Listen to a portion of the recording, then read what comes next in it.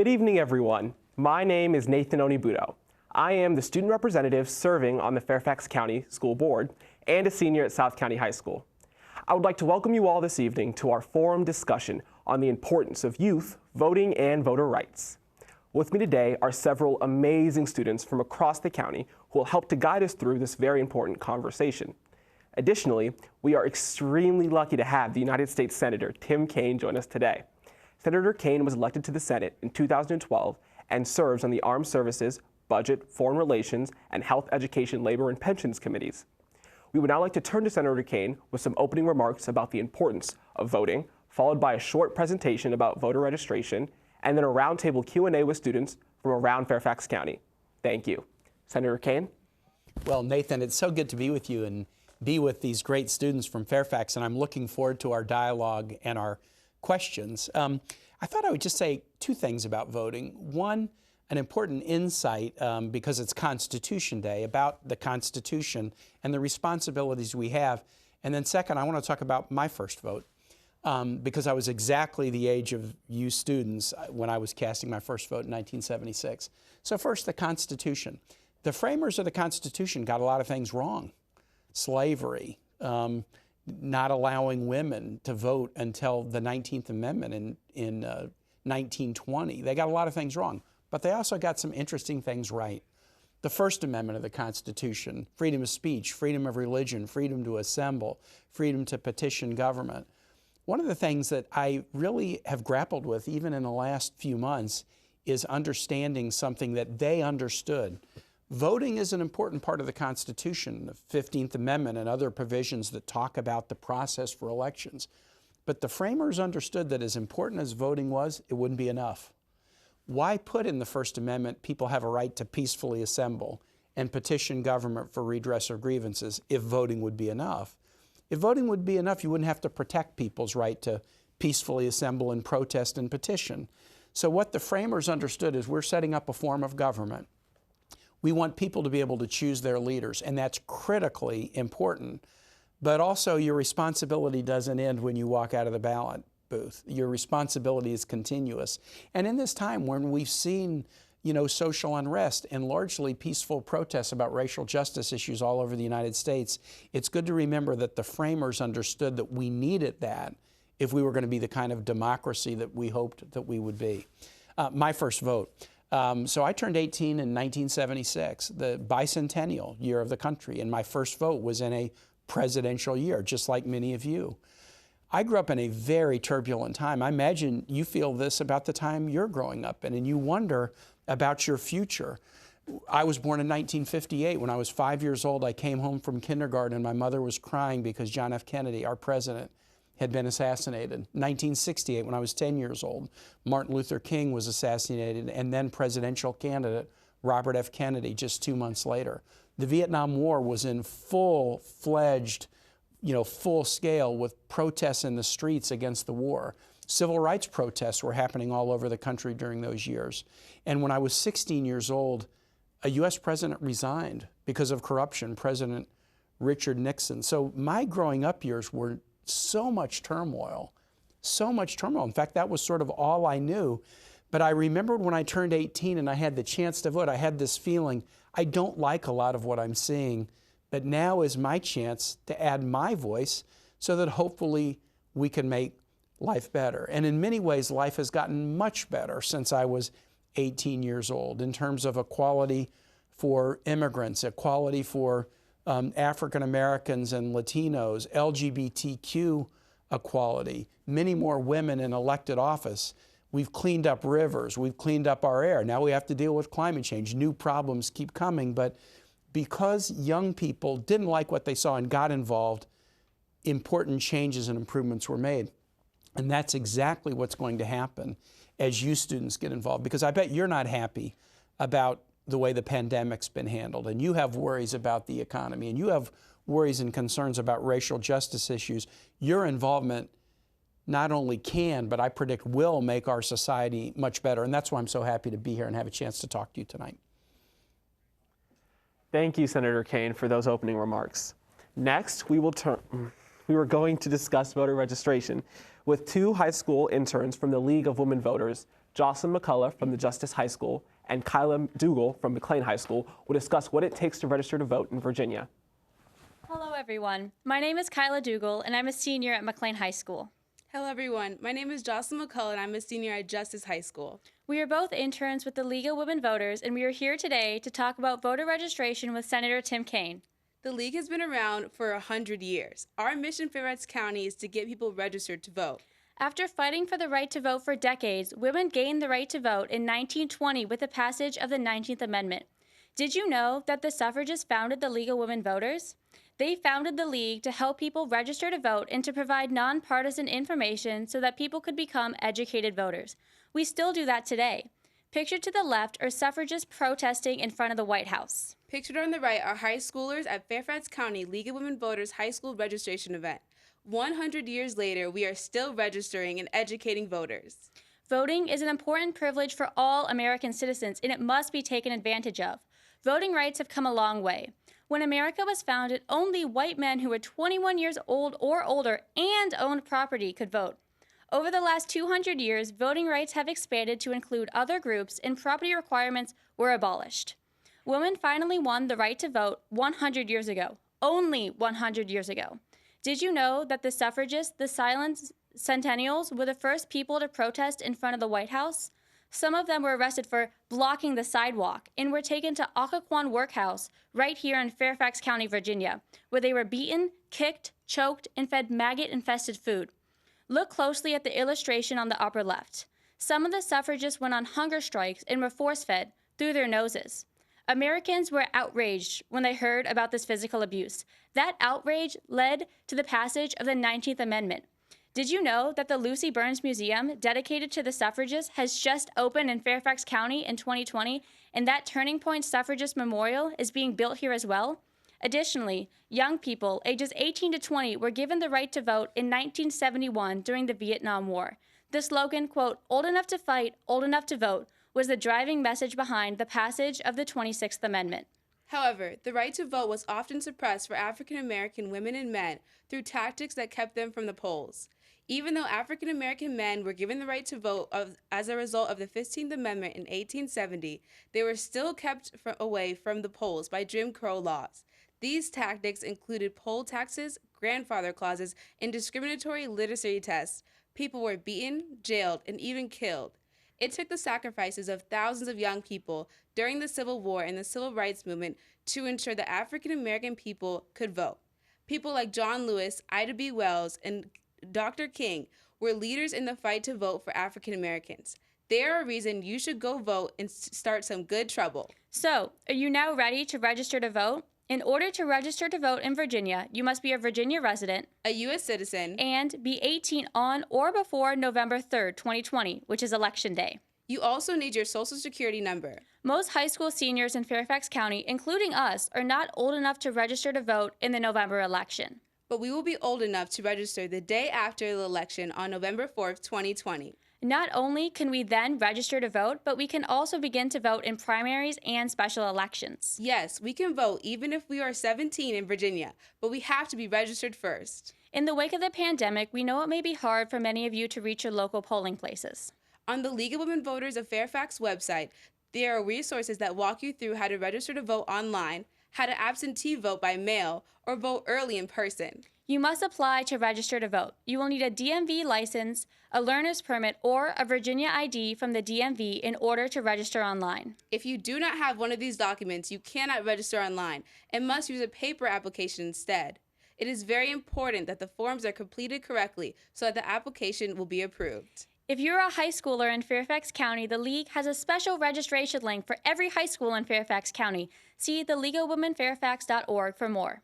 If you register to vote through your school's link on the League's website, you can help your school win their high school voter registration challenge. Don't forget to register to vote. It's important to have your voice heard in the government. As John Lewis said, it's time to start some good trouble. Thank you. Thank you. Thank you, Kyla and Jocelyn, for that inspiring and powerful presentation. Before we move to the Q&A session, I have a quick question for Mr. Kaine. Do you remember they were talking about that little section about the old enough to fight, old enough to vote? Do you remember that section? Can you talk a little about that? I was in middle school when The debate was taking place at the national level during the Vietnam War about whether we should change the voting age from 21 to 18. And I remember debates in my civics class in middle school about lowering the voting age and how excited I was when the voting age was lowered from 21 to 18. There's some communities in the country now, Tacoma Park, that allow 16-year-olds to vote in municipal elections. So it continues to be an issue, but it was so smart during the Vietnam War. It was unjust for people to be fighting overseas and risking their lives and not have the opportunity to choose our nation's leaders. Thank you, Senator Kaine. That's so interesting to hear that. Now we'll start the Q&A portion of our roundtable. First, we have a question from Khadijah.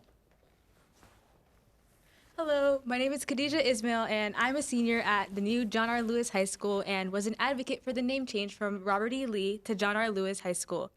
Since and before the name change in July, I've been an advocate for increased equity within Fairfax County. My question is about the John Lewis Voting Rights Act, which passed in the House but not in the Senate.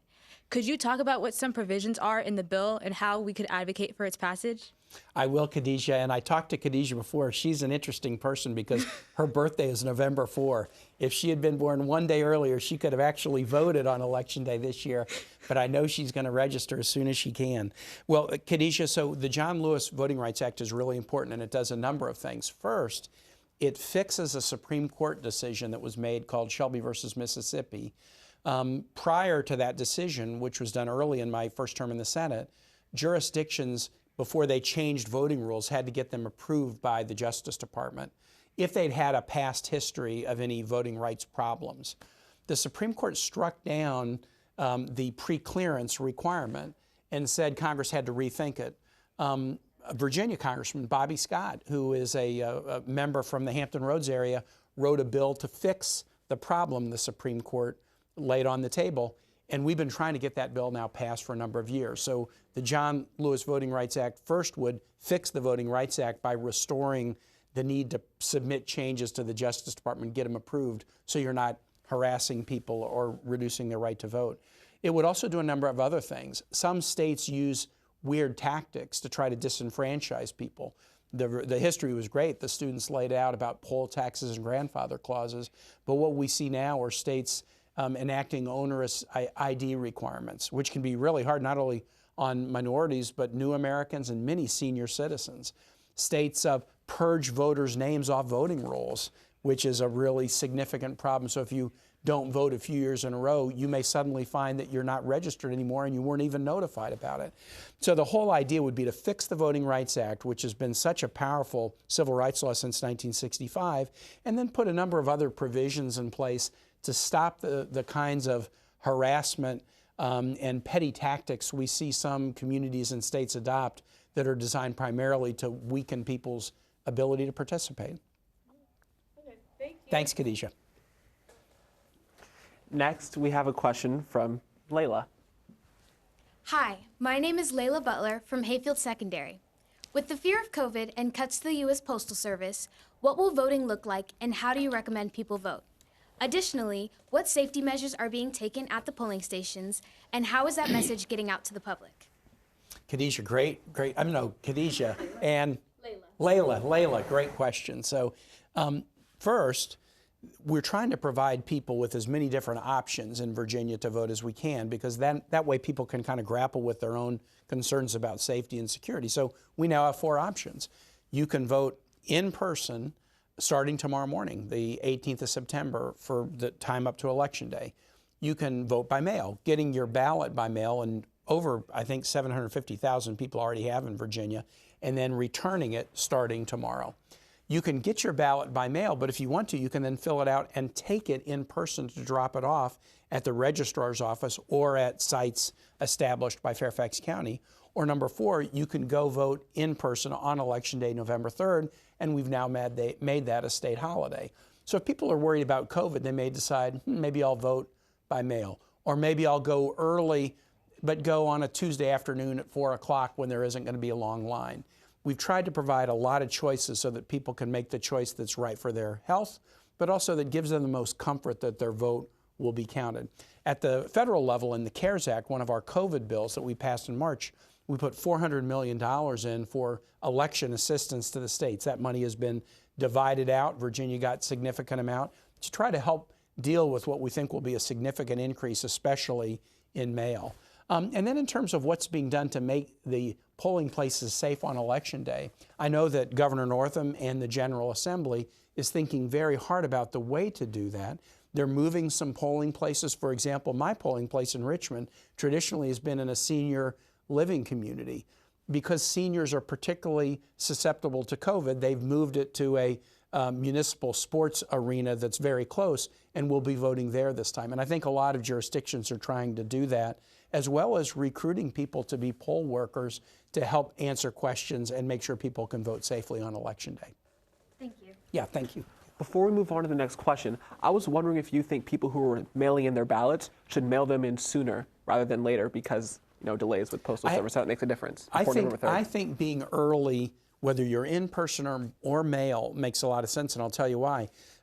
We had a great presentation. You can register up till October 13th. If you vote early, either in person or even by mail, and then you track your vote, you might be able to learn if there's any challenge about your registration. Maybe you moved in the last year, and so then there's a little bit of a challenge. The earlier you vote, the more likely you are both to make sure your vote counts. But if there's any problem or challenge, you can learn that in time to fix it by the registration deadline of October 13th. Thanks, Mr. Kaine. Now I have a question from Billy. Hey, Billy. It's a pleasure to meet you, Senator Kaine. My name is Billy Met from Herndon High School. As someone who won't be 18 on Election Day, I'm very interested in getting involved in the political process. In your experience, particularly the 2016 presidential campaign, how did young people help contribute to the campaign, and how could they help now? Billy, that's a great question, and the way you ask it, so let me really focus on young people who aren't yet 18. Obviously, 18-year-olds and up, vote by all means, but many times, I've run now 10 or 11 campaigns from local, state, federal. I've had vigorous and devoted volunteers who worked on my campaign who weren't yet 18, who knocked on doors or made phone calls or helped assemble literature or participated in helping those who were over 18 do some of the campaign-related work. And it's a great way to volunteer, it's a great way to learn about our political system, and it's a great way to start to have an influence on the leaders who will represent you in your community. So I would say, volunteer with a candidate, or volunteer with your party of choice, or volunteer with the League of Women Voters. The League of Women Voters does spectacular work in elections all over the country. Often the League is the sponsor of candidate debates, and they need help to make those events successful. So whether it's a campaign for an individual or a party or an organization like the League of Women Voters, they tend to really love volunteers. And some of the best volunteers that I've ever had working with me on my campaign were students who weren't even old enough to vote yet. Thank you. Thank you. Now we'll have a question from Kyla. Hey, Kyla.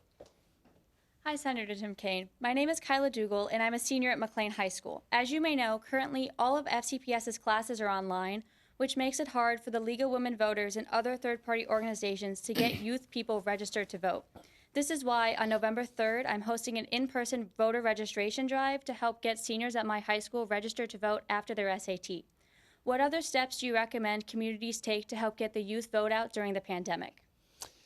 This is a really, really important one because you're right. If everybody's virtual, that eliminates the ability to do like the after-school session where the League of Women Voters would come and present to students. So I think there's a lot of traditional events that we've done to get people engaged that have been harder, and we've seen some slippage in the number of people who are registering, largely because of COVID and maybe people's fears about it. I guess, I think the thing that we have to focus on is let's try to make it as easy as we can to participate. For many years, Virginia was one of the harder states to vote. So, for example, you couldn't vote absentee unless you met a certain specific set of criteria, like I'm going to be traveling out of state on Election Day, or my job takes me into a different jurisdiction and I won't be home in time. The good news is the General Assembly last year decided we wanted to go from being a hard state to vote to an easy state to vote. And so these 4 ways of voting: in person, by mail, get your ballot by mail but drop it off in person, or vote on Election Day, we make them all available to you. making Election Day a holiday will make it easier for people to vote. So I think these are some of the strategies that we're using. But look, there's strategies that other states use that we can learn from. Some states do virtually all of their voting by mail. They've done it for years. It works. And they tend to have participation rates that get into the 80 or 90% rate. So there may be some things that we can learn from some other states too about how to make it even easier to participate. And I think when more people participate, small d democracy wins, and that's what we should do. Great. Thank you. Thank you so much. Next, Senator Kaine will have a question from Jocelyn. Hey, Jocelyn, and thanks for your guys' presentation earlier about the rules and the history of voting in Virginia and in this country. Yes, thank you so much, and nice to meet you, Senator Kaine. I am Jocelyn McCullough, senior at Justice High School. I am very interested in being a diplomat or maybe even running for office in the future. Please. In 2016, you were a vice presidential candidate. Is there any advice that you would give Kamala Harris based on what you learned during your run with Hillary Clinton? And how is that advice applicable to young people today who are interested in following in your footsteps? I'm going to flip the questions around and answer them both. But first, I hope that you and others might run for office one day. There's a million good ways to serve other people. Elected office isn't the only one. But I sometimes worry that some of the challenges, fundraising or being in the public eye when you make a mistake, and we're all going to make mistakes, they keep good people from running. And we need really good people to run. So I like the fact that you are interested in it. And I would give you a piece of advice that I actually heard Governor Wilder, the first African-American governor, today had a symposium celebrating 30 years from his election. And he said one of his best pieces of advice to young people is become a master of your own career and a specialist in something, and then bring that something into politics rather than just being all politics all the time. I was a civil rights lawyer for 17 years and brought that into politics. Or maybe you're a soldier or a teacher, or maybe you're a doctor, small business owner. Bring those things into politics, and then you'll really have something to add. For Kamala, I know Kamala very well. She's fantastic. I'm a close friend because we work together in the Senate. And you know, the advice that I would give her is actually advice I learned from watching Joe Biden. Because when Joe Biden was vice president, I was governor during his first term as vice president, worked with him. And I was a senator during his second term and worked with him in a different way. Here was why he was such a good vice president to President Obama. One, he said to the President Obama, and I know this from President Obama too, I'm always going to give you the most candid advice I can based on 36 years in the U.S. Senate. I know a lot, and I'm going to give you the best advice I can. Number two, I will never disagree with you publicly. I may disagree with you privately, and I'll give you advice, but you'll never read about in the newspaper that I'm going to disagree with you. I won't do that. But in exchange for number two, not disagreeing with you in public, don't ask me to be the salesman for a policy that I don't agree with. So if I give you advice and you go a different direction, that's fine, but get somebody else, a cabinet secretary or another senator or something who believes in your position to be the salesman. Don't ask me to be an insincere salesman. Those three, basically working rules made Joe Biden a really good vice president for Barack Obama. And I know that from both of them. And I think they would offer to Kamala a good role model or roadmap should she be our next vice president. Yes, thank you so much. Absolutely. Now we'll have a question from Aiden. Aiden, hi. Hi, my name is Aiden Shannon, and I'm a senior at James Madison High School. Many young people may feel apathetic towards the electoral process because they feel the candidates are out of touch with the youth. How do you think elected officials and their younger constituents can connect with and relate to each other in a way that empowers them to engage in the political process? And what do you do as a senator to reach young people? So really, really important question. And I'm going to break it sort of into two. First, if you don't think your elected officials relate well to you, should you feel apathetic or not? I'll put myself back into being 18. I didn't like living through assassinations of national leaders. I didn't like living through a war that I thought was an unjust war. I didn't like living through protests because the nation was not living up to the equality principle that we proclaimed about ourselves. I didn't like a president having to resign because he was corrupt. I didn't like those things. The elected officials in some way weren't responsive to my concerns, but I got involved because I didn't like what was being done, and I felt like maybe I'll like it a little bit better if I get involved. So even if you don't think your electeds are responsive to you, you can be the solution to that if you get involved. Now, what should we do? Because I'm 62 years old, so I'm not 18. I don't get information the same way you do. The issues that are important to me probably aren't exactly the same as those that are important to you. So how do I try to connect, and what are ways you can connect with electeds? The first thing I do is I try to hire a staff that includes a whole lot of young people. So my staff in the Senate's about 50, and I would say 2/3 of them are under age 35. And many are in their 20s. They're come right out of college. And I try to really listen to them. And often when I hear them talk about issues, they talk about them in ways that I really hadn't considered that perspective. So having a young staff, I think, is really, and a very diverse staff, diverse in background, diverse in ethnicity, diverse in, where they grew up. That's really, really important. Second, anytime I'm doing an issue that I think touches upon young people, I go out and I do roundtables sessions with youth leaders around Virginia. Last year, I worked with Mitch McConnell, Republican Majority Leader, to raise the tobacco age from 18 to 21. I went all around the state and talked to groups of middle schoolers and high schoolers about the vaping problem as we worked on that legislation. Anytime the nation gets near to war or I'm worried about it, I go out and I talk to college students, because they're going to be the ones, college-age kids, 18 to 25-year-olds are going to be the ones carrying the burden if the nation should go into war. And I talk to them and hear what they have to say.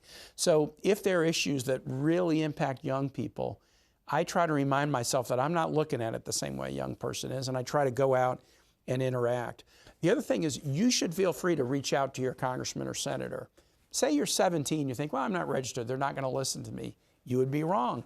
I think members, electeds, pay unusual attention when young people reach out to them, because not many young people do. It's still kind of rare. I remember when I was on city council, when we would have a group of young people come to a Richmond city council meeting and make a presentation, everyone really perked up and took notice, because it didn't happen that much. So you have an opportunity to use your voice in dialogue with your elected officials, and then we have a responsibility to intentionally reach out to make sure that we're hearing you. Thank you. You bet. And now we'll have a question from Ashray. Ashray, hi. Hello, Senator Kaine. My name is Ashray Manchanda, and I'm a senior at Fairfax High School. This year, Virginia made Election Day a holiday for state workers, eliminated photo ID requirements, allowed no excuse absentee voting, and expanded early voting. What additional steps can Virginia and the country take to expand voter access to the polls this year? Ashray, that's a really good question. And I will say expanding access this year might be tough, because some of the rules are set as we're now, 45 days before the election.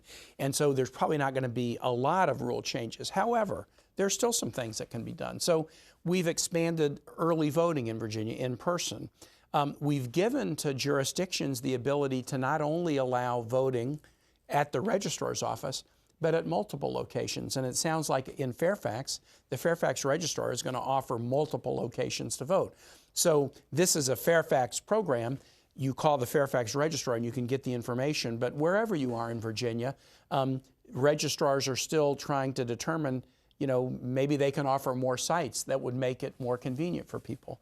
I do think the experiments that are now no longer experiments, some states have moved to mail-in, like everybody gets their ballot mailed to them, and then huge percentages of people return votes by mail. The states that have done that actually have a track record of being able to do it very safely and securely, and then what you see is 80 or 90% turnout, not 50 or 60%. We allow military overseas to vote by internet, vote on the web, with some security features. We've had some experience doing that within the DoD, 1.3 million people serve in the military. We ought to explore that and see how it works, and then maybe we could do that as well. I think the key is giving people a lot of options, so that, whether you're an 18-year-old or whether you're a senior citizen, whether you live really near your voting place or far away, you can figure out a way to conveniently vote and participate. We should make it as easy as possible. Definitely. Thank you so much for your time. Absolutely. Now, Senator Kaine, I have a question for you. Absolutely. I was wondering how you became interested in politics. As a young person, I think our generation, has become very politically motivated in a lot of different ways. There are a lot of things going on, and I think generations have become really interested in that aspect of things. So I was wondering, what was it for you? You've touched a little bit on it, but how did you get interested? You talked about your first voting story, and maybe how does that story relate to us in any way, if you think it does? Well, I mean, I think all of you being here, I admire and I'm impressed by you because you're involved as volunteers with the League of Women Voters. You're putting on this program for your fellow students. I took voting very seriously right away for the reasons that I described. I just grew up in a time of such turmoil, and in that way I kind of feel connected with you because you've lived through wars, you've lived through a global pandemic, you've lived through economic crises. And I wouldn't be surprised if some of you are wondering, hey, what's going on with these adults? Why aren't they doing more about climate change? I was just like you when I was 18. Why aren't they doing more about civil rights? Why aren't we stopping the Vietnam War? You know, why did a president have to resign for corruption? So that was sort of what made me vote. But then I didn't get involved in politics in the way you were, other than as a voter, and that's important. I got mad at my city council one day when I was 35 years old and decided, I think I could do better than that guy. And that was now 26 years ago. That's how it started for me. I've been in office for 26 years. It got started with just getting mad at my local official and thinking, I think I could do better than that. And I hope that, you know, again, that some of you have that feeling. There's a million ways to serve: school board, county board of supervisors, run for the state legislature, run for Congress. Or you might serve by being on the board of the League of Women Voters or the local YMCA. There's a million ways to serve other people, but I hope some of you will decide over the course of your life that one way to serve is to get active and maybe run for office yourself one day. Super quick, because I think we're about to cycle back through. How are you planning on voting this year? I'm voting in person tomorrow morning. I told my friend Mark Warner, who is a friend of 40 years, I want to try to be the first vote in the bank for him. So I'm going right when the polls open tomorrow. My wife and I are going to go to the Richmond Registrar's office and vote. I think we have another question from Khadijah.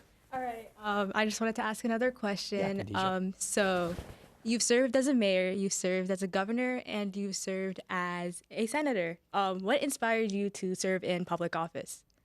I think that it was the first office was city council, and literally I just sort of was mad at my city council. Richmond is where I live, and you know, Richmond's a city that's beautiful, but also has a painful history of racial division, capital of Confederacy. I mean, it's got a painful history. I was a civil rights lawyer. I kind of felt like, well, I think I can be a bridge builder. I saw a community that worked pretty well together, but leadership that was far apart. And so that was what motivated me. I never thought I'd be in politics, but I just got mad. I also had the experience, adults sometimes have this, of like going to a lot of barbecues in the neighborhood and having everybody complain about things and finding myself complaining. And then I asked myself, am I just going to be one of these kind of people that just go to parties and complain about things? Or am I going to try to, you know, do something, get involved and try to do my bit? And that's what made me decide to run my first race. And I bet virtually everybody who runs for office has a story kind of like that. I got mad when this happened, or I didn't like that. And I thought maybe I can do better. And that's what I've tried to do for 26 years. Okay, thank you so much. Absolutely. We'll hear from Layla again. Hey, Layla. Hi. Unfortunately, there is historically low voter turnout numbers for young voters. How can we inspire young people to get involved in this election? You're right, Layla. And boy, people always grapple with, and I know having run many elections, most recently in 2018, we're always grappling with, okay, what can we do to get young people really engaged? And look, when young people really get engaged, and the election where I saw it so strongly was in Barack Obama's election in 2008. Young people really got engaged, and young people had a huge effect on that election. But when young people don't get engaged, it usually goes, frankly, the wrong way for young people. In 2016, I was on a ballot, and we got enormously high percentages of voters under age 30, but the turnout wasn't very great. And so even though those who did vote wanted us in, the other team won. The Brexit vote in England, overwhelmingly, the young voters in that really important referendum voted for England to stay in the European Union. But their turnout wasn't very high, so the other philosophy prevailed, and the UK left the European Union or is in the process of leaving it. So I think when young people participate, then it's just better, because since everything we're doing should be about our future, we don't want to have leadership that is dramatically opposed to the young people who have the most at stake. So I think that you're engaged, and that's why you're here. Programs like this are helpful. But spreading the word to young people, here's what I always say to young people about voting. If you work at a job, you wouldn't let me decide how you spend your money. You wouldn't let me pick who your boyfriend or girlfriend was. You wouldn't let me make that pick. You want to make that pick yourself. Well, if that's the case, you should want to pick your own leaders too. And if you don't participate, you're letting other people pick your leaders. Why would you let somebody else pick your leaders for you if you wouldn't let them tell you how to spend your money or who you should, be attracted to? You should make that choice yourself. And the only way you can make that choice yourself rather than letting others make it for you is participating. Thank you. Absolutely. Billy. Billy, yeah. You said this already, but it seems like sometimes the government doesn't work for the people. How can young people make a difference in government? Well, look, at all levels. So volunteering before you're registered, voting once you're 18 and registered, continuing to volunteer, but then thinking about running for office. I mean, we've had some spectacular examples of very young people running for office and being successful. Who is one of the most known Democratic politicians these days? Alexandria Ocasio-Cortez ran when she was 29 years old to be in Congress. She's one of the youngest members of Congress ever elected. We've had very young candidates elected to the Virginia General Assembly.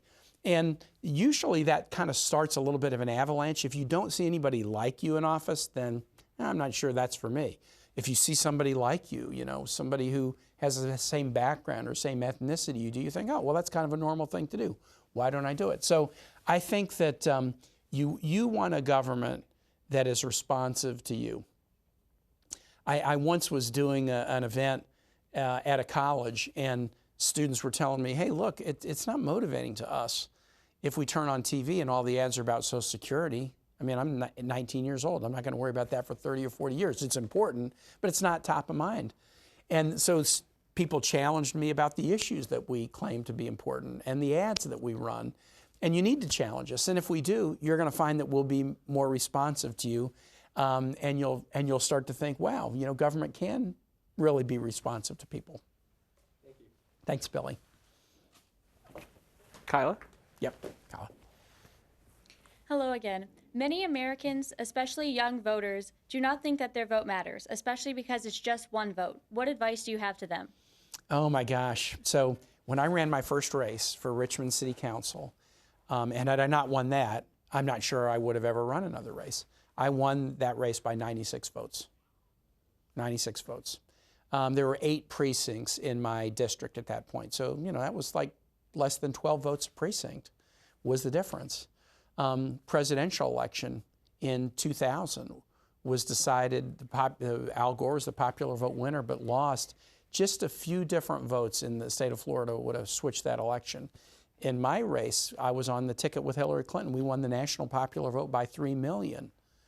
But we lost because of the Electoral College and narrow losses in 3 states, Pennsylvania, Michigan, and Wisconsin. If just maybe 2 votes a precinct had changed in those states, certainly less than 10 votes a precinct, I'd be vice president right now. So again and again in our history, really small numbers of votes have made a big difference. I'll tell you another way to look at it.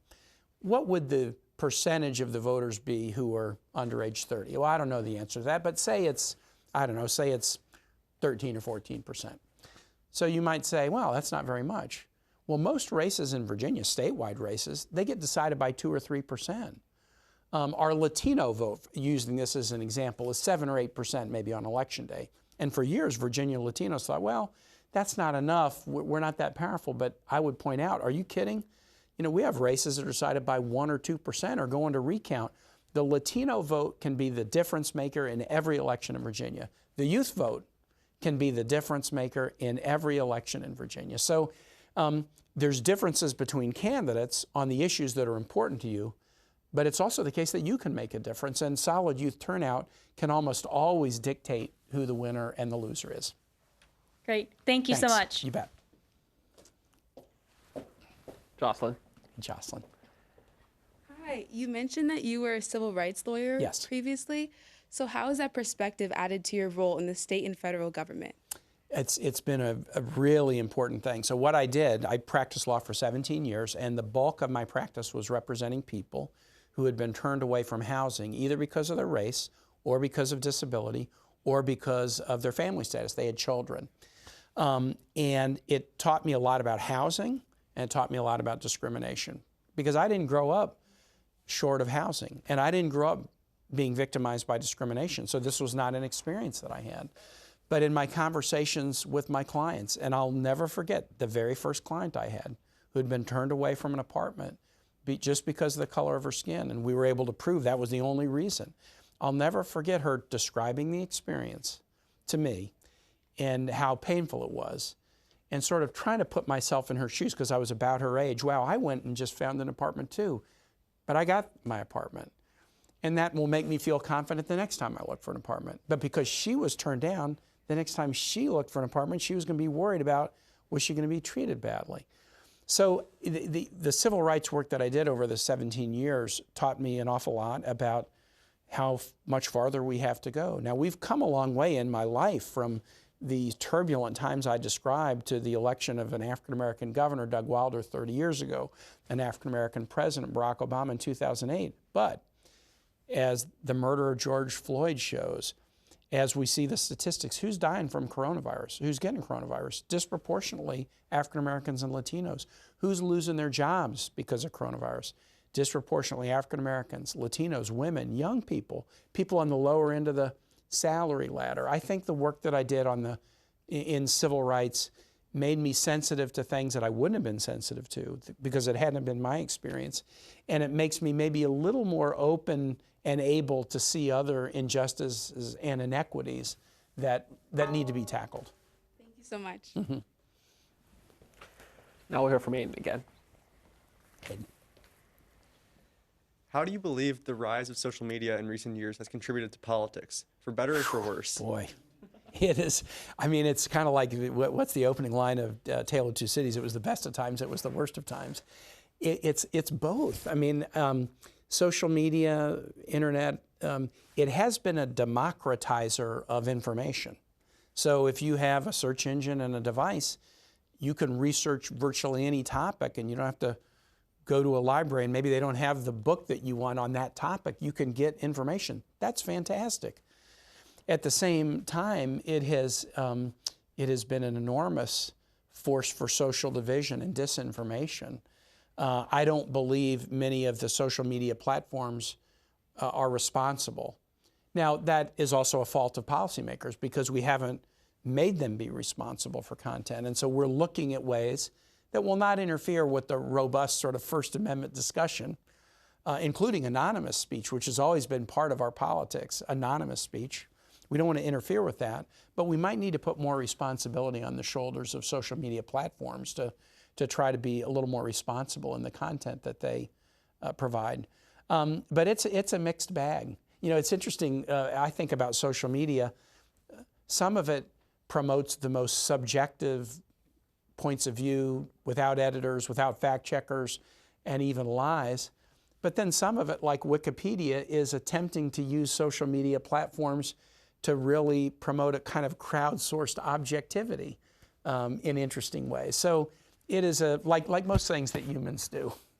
It's not all good or all bad. Alexandria Ocasio-Cortez said, the line between good and evil runs through the heart of every person.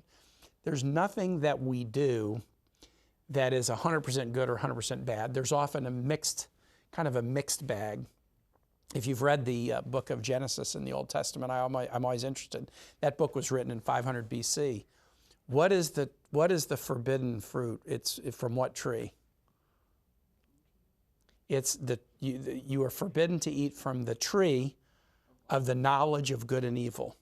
That story is a sacred story to Jews and Christians and Muslims. It's in the Quran and it's in Hebrew scripture and Christian scripture. But interestingly enough, as early as 500 BC, the writer was aware that knowledge has both good and evil connected to it. And that's a very human trait that will probably also be part of humanity because we're imperfect. Thank you. Mm-hmm. Ashray. Hey, Ashray. Hello again, Senator Kaine. Personally, I'm a huge advocate for community service and volunteerism. Yep. I was wondering, do you recommend public service as a possible career path for young people, and why? Absolutely. In fact, let me start even earlier than career path.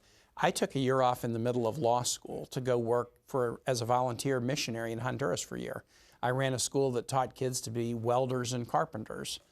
My younger brother took a year off and worked at a refugee resettlement house for Central American refugees in Houston right after he graduated from college. And then my youngest brother took a year off when he graduated from college and came to Richmond and worked in a ministry and soup kitchen with the homeless. So early in our lives, the Kaine boys all took a year away from, running through the educational mill to try to serve. And then that set for us a path going forward. And I would very much encourage everybody to be about public service, because there's a million ways to do it. And I talked a little bit about this earlier. Maybe it's elected office. Maybe it's being on the board of the League of Women Voters.